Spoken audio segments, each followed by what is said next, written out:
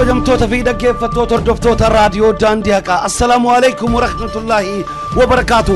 Oduu amee Gurraandhala 8 bara 2010 guyyaa kamisaa sa'a kanatti nu dhaqqabdee qabannee dhiyaannee jira. Oduu kan isiniif dubbisu obboleessi keessan Hamzaa Booranaati.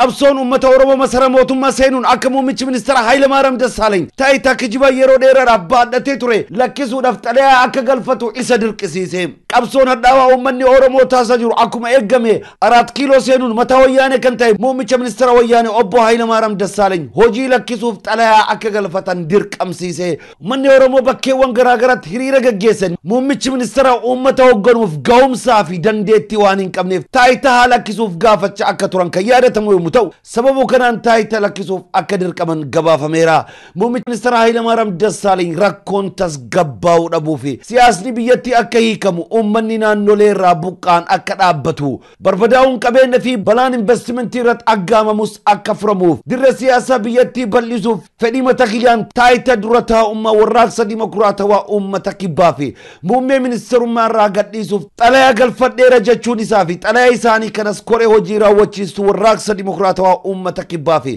koree hojii raawwachiistuu adduwaayii irraa fudhachuu isaanii ibsuun xalayaa kana mana maree adduwaayiifis dhiyeeffachuu isaanii raadiyoon faana gabaaseera. Qabsoon uummanni Oromoo gaggeessaa jiru mooraa 4 kiiloo iddoo wayyaanonni itti maddeeffatan seenuudhaan raasuu hamma jalqabee oolee bubbulee jira.